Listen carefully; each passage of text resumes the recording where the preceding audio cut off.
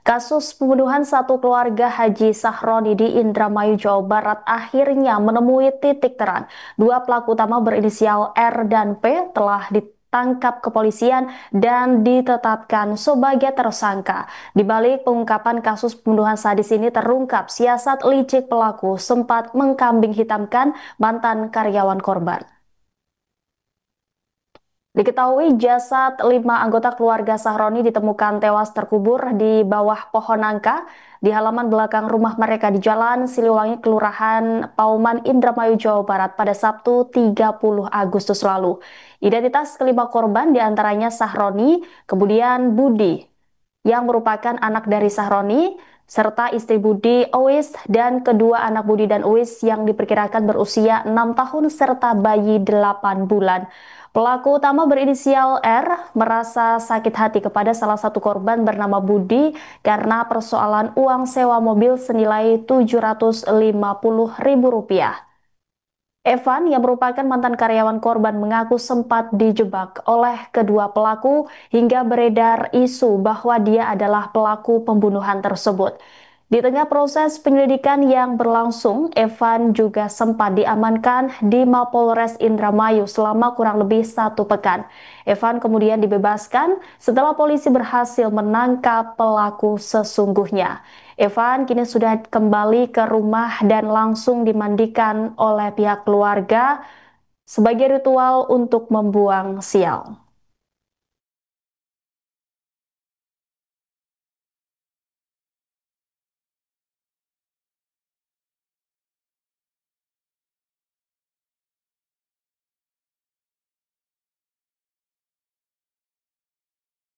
Lama dikit jureng ngarep ya. Parsial.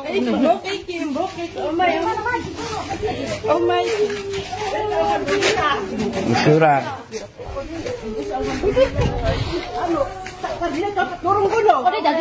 Kok tadi aja sampai mancing rumah kalau piye. Wis kok gampang rumah ini seru.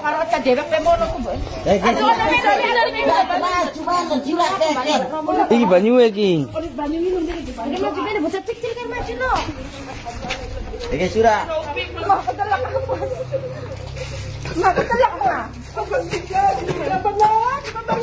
Wis kaki kok aja apa. Waduh banyu maju kawah ya. Iku maju surak iki surak kawan. Cemara soleh. Ora kira surak ke anu meja kaule. Dadu sipan. Pirang-pirang mau itu. Dadu sila. Ya Allah.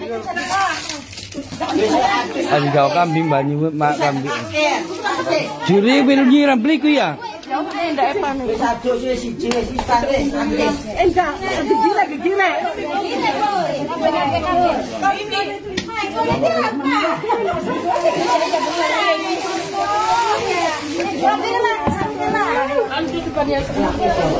Bang sial balik gue panai gue.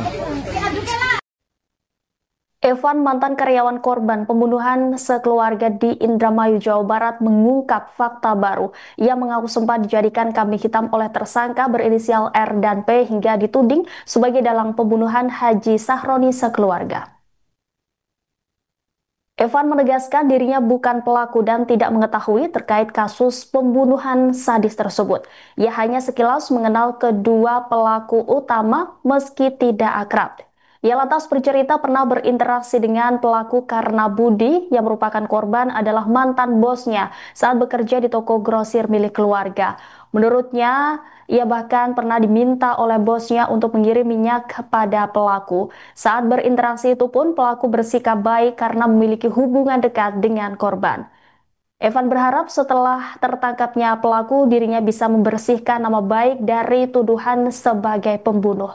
Ia menyebut isu liar sempat menyebar di media sosial akibat rekayasa kedua pelaku. Pelaku disebut merekayasa jejak dengan membuat seolah-olah Evan orang terakhir yang berkomunikasi dengan korban. Mobil milik korban juga sengaja ditinggalkan dekat rumah mertuanya di Desa Babadan, Kecamatan Sindang, Indramayu agar ditemukan warga.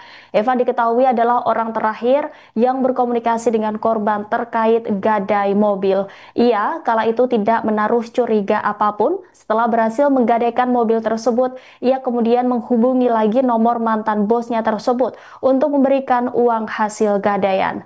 Anehnya, Budi tidak mau mengangkat telepon dan meminta komunikasi via chat saja. Kala itu nomor tersebut meminta uang ditransfer ke dompet digital Dana atas nama korban. Hingga akhirnya kelima mayat korban ditemukan dalam keadaan terkubur di dalam rumah esok harinya pada Senin 1 September.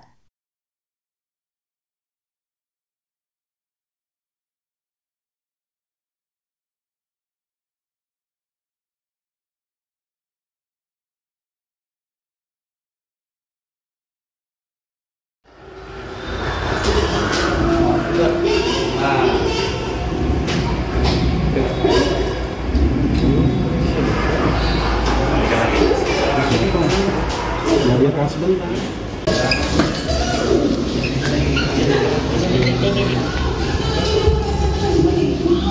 Ya ke belakang ya. Belakang. Saudara tersangka ini R ini merasa kesal kepada korban ya saudara BA karena sebelumnya pada tanggal 25 itu yang bersangkutan berencana untuk sewa mobil milik saudara BA ini ya. Mobilnya berupa Avanza ya, kemudian yang bersangkutan ini sudah memberikan uang sewa tadi kurang lebih 750.000 ya. Kemudian pada tanggal 27 ya 27 yang bersangkutan ini ke rumahnya untuk mengambil kendaraan tersebut, tetapi ternyata kendaraannya ini sedang mogok ya. Dan saudara BA ini diminta kembali uangnya untuk sewa tadi agar tidak jadi, tetapi ternyata BA ini mengatakan bahwa uangnya sudah terpakai ya. Jadi ada jeda waktu 1 hari tanggal 26 itu setelah transaksi uangnya ternyata terpakai untuk pembelian sembako, sehingga si BA ini juga minta waktu untuk mencari untuk uang pengganti daripada sewa rental ini, tapi saudara Ridin sudah terlalu kesal sehingga pada tanggal 29 Agustus ini tersangka ini mengajak P ya yang tadi kita perlihatkan untuk melakukan pembunuhan berencana ya, karena pada tanggal 27 ya 28 27 ini yang bersangkutan menyiapkan perlengkapannya, membeli pacul di pasar ya, kemudian memanggil saudara P, menyiapkan ada satu besi pipa yang sudah disiapkan, tapi yang bersangkutan ini setelah selesai melakukan aksinya pipa ini dilempar ke Sungai Cimanuk dan saat ini belum bisa kita temukan, tetapi berdasarkan scientific investigation kita bisa membuktikan bahwa bersangkutan ini sebagai pelaku utama. Download Tribun X sekarang, menghadirkan lokal menjadi Indonesia.